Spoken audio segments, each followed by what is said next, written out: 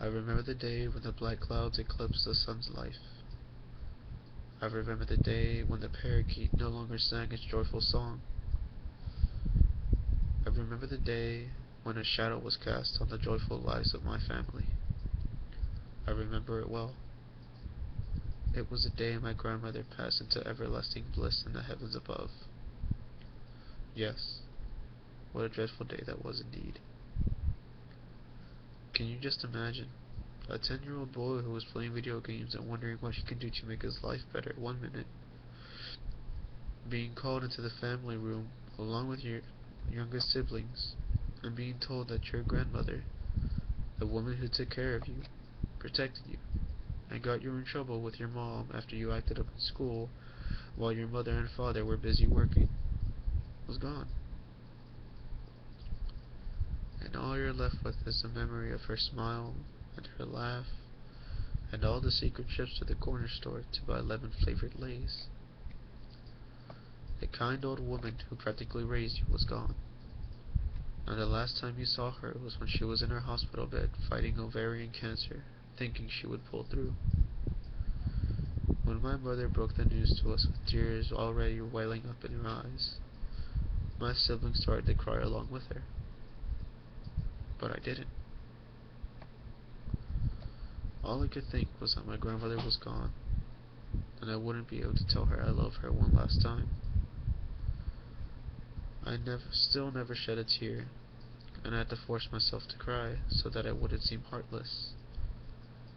I believe the reason I did not cry is because deep in my mind I knew she was fighting a hard battle, and she looked tired and weary from all the chemo and all the radiation, which turned the sweet old lady into someone I could barely recognize anymore. Her eyes were a shade of yellow. Her skin also had a yellow hue to it. Her once full head of hair was now comprised of ever so depleting hair follicles.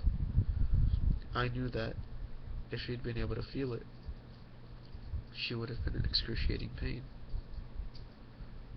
The doctor told us she was one of the fortunate ones, because not many patients with this form of cancer can say they do not feel any pain. The vast majority who do are always screaming in agony, and I was glad that my grandmother did not have to suffer through any more of those treatments. The day of her funeral was a bright sunny day, and the whole family gathered to pay their respects to my lovely grandmother. But I later learned this was only the first part of a long trip to her birthplace of Doctor Arroyo, Mexico. It is a tradition in my family to be buried where it all began. A really simple motion, yet with a very sincere meaning, if you ask me. When my family finally got to Mexico, the rest of the family which resides there set up a viewing of my grandmother, so that everybody could see her one last time. The day of the funeral was rather cold, with dark rain clouds in the sky as a whole family marched after my grandmother's mass at church, behind a vehicle that drove rather slowly towards the town cemetery. Whilst this was occurring, a small band of musicians played a series of songs from various Hispanic artists to help us grieve and remember the good times we shared with my dear grandmother, and they rolled in the back of a vehicle right alongside our shuffling parade of grieving family. As we marched closer to the cemetery, my father, of all people, started to burst into tears, and since I was the only one next to him, I decided to comfort him, and again, I did not shed a tear. Once we got to the cemetery, I helped carry my grandmother's casket to say goodbye for one last time. As they lowered her into the ground to be by the rest of her family, which was laid to rest in that cemetery as well, the band of musicians played even more depressing songs that helped us remember all the good times we shared with my grandmother.